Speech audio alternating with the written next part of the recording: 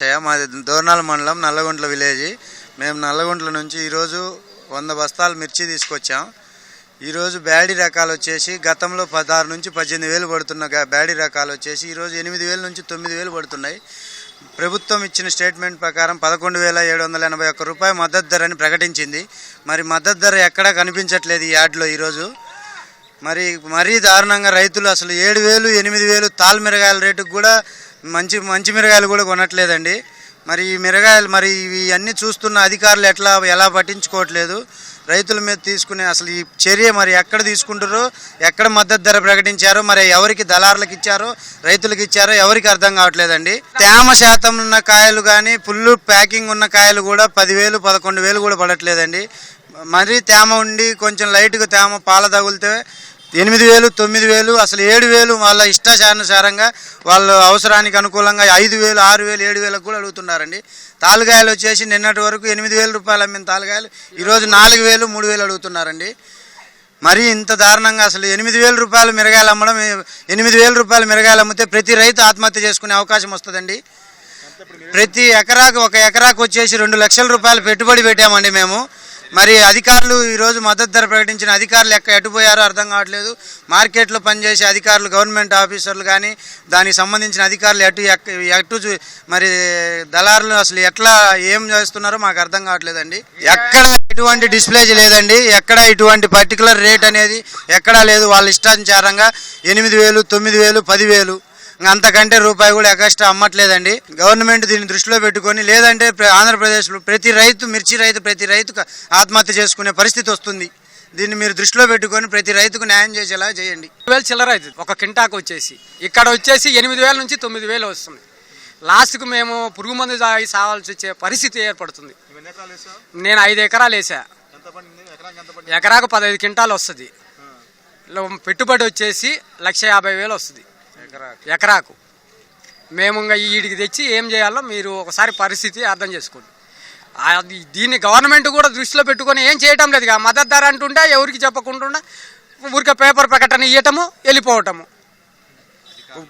అధికారులు వచ్చేసి పేపర్ ప్రకటించాము, వీళ్ళకు కమిషన్దారులకు కానీ వీళ్ళ కొట్టోళ్ళకి కానీ అందరికీ చెప్పాలి. ఏదో ఒకటి జీవో పాస్ చేస్తే కదా వాళ్ళైనా చేసేది. ఏం లేదు, ఊరికే పేపర్ ప్రకటన ఇవ్వటము, టీవీలలో ఊరికే యాడ్ చెప్పుకున్నట్టే ఉంది.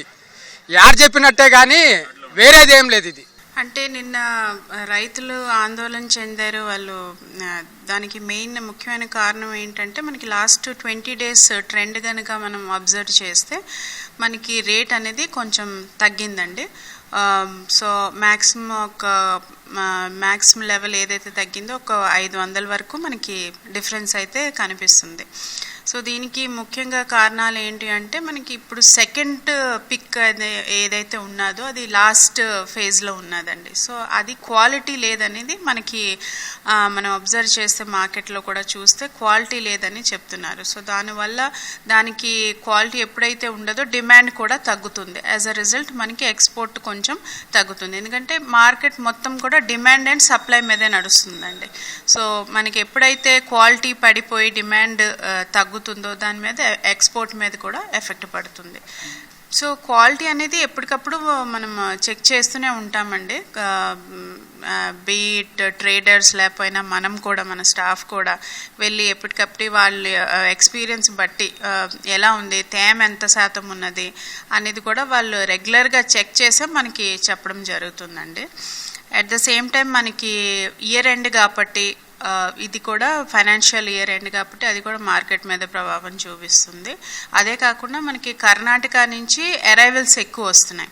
సో వాళ్ళకి 40 day మార్కెట్. సో వాళ్ళకి పేమెంట్ 40 days తర్వాత అవుతుంది. బట్ మనకి ఇమీడియట్గా అవుతుంది కాబట్టి వాళ్ళు అక్కడి నుంచి సరుకు కూడా ఇక్కడికి తీసుకురావడం జరుగుతుంది. అట్ ద సేమ్ టైం వాళ్ళకి అక్కడ రేట్ అంతగా ఉండదు.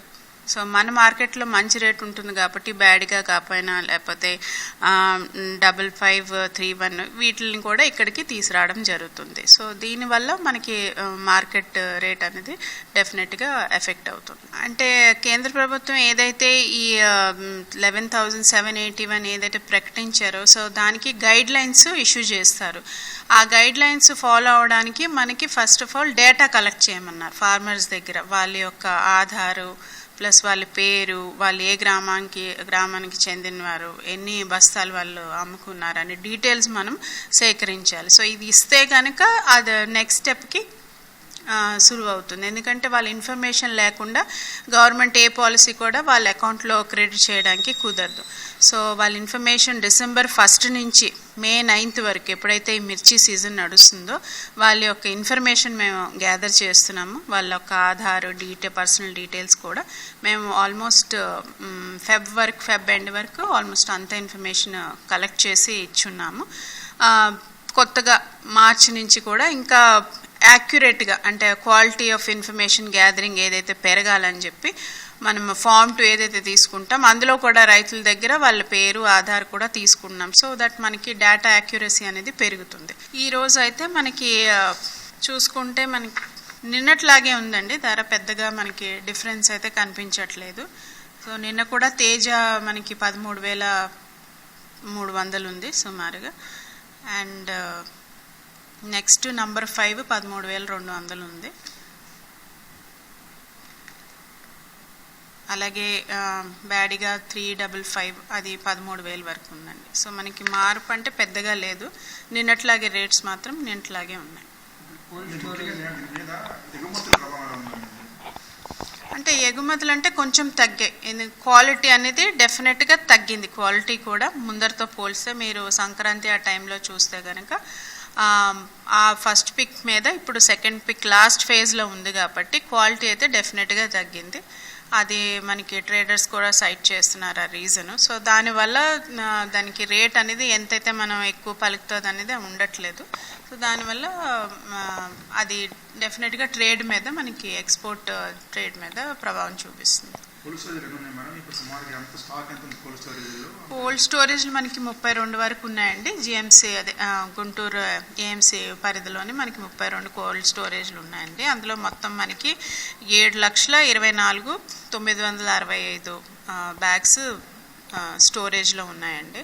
సో ఇప్పుడు ఫార్మర్స్ కూడా స్టోరేజ్ అనేది స్టార్ట్ చేశారు, ఎందుకంటే వాళ్ళకి రేటు ఇక్కడ వాళ్ళకి గిట్టుబాటు ధరలు రాకపోతే వాళ్ళు కూడా కోల్డ్ స్టోరేజ్ వైపు ఇంట్రెస్ట్ చూపిస్తున్నారు. అంటే అది గవర్నమెంట్ ఇష్యూ చేస్తారండి, డెఫినెట్లీ బ్యాంక్స్తో కూడా మాట్లాడుతున్నారు. సో వాళ్ళకి లోన్ రెగ్యులరైజేషన్ చేయించి వాళ్ళకి లోన్స్ ఇప్పించి కోల్డ్ స్టోరేజ్లోని పెట్టుకునేటట్టు వాళ్ళకి డెఫినెట్ గైడ్లైన్స్ ఇష్యూ చేస్తారు. అది కూడా పైప్ లైన్లో ఉంది గవర్నమెంట్ ద్వారా.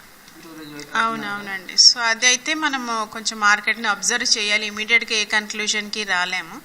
సో మార్కెట్ అండ్ ట్రెండ్ అనేది మనము time to time everyday observe చేస్తున్నాము. ఆ ఇన్ఫర్మేషన్ కూడా పై అధికారుల దృష్టిలోకి తీసుకువెళ్ళడం జరుగుతుంది. సో దాన్ని బట్టి మనం కొంచెం అబ్జర్వ్ చేయాలండి, ఇమీడియట్ అయితే ఏ కన్క్లూజన్కి రాలేము. డైలీ మనకి సుమారుగా 130,000 వరకు వస్తున్నాయండి. అప్పుడప్పుడు హ్యూజ్ అరైవల్స్ ఉన్నప్పుడు 180,000 అలా కూడా వస్తున్నాయి. సో నాన్ అన్ యావరేజ్ మనకి 130,000-40,000 బస్తాల వరకు వస్తున్నాయి. ఈనాం అయితే ఇప్పుడు రెగ్యులరైజ్ చేయడానికి అది బాగుందండి, బిడ్డింగ్ కూడా జరుగుతుంది మనకి 4 సెషన్స్లోని. సో టైం టు టైం మనం కూడా వాటిని క్వాలిటీ పెంచాలని చెప్పి మేము కూడా ట్రై చేస్తున్నాం ఎవ్రీ టైం.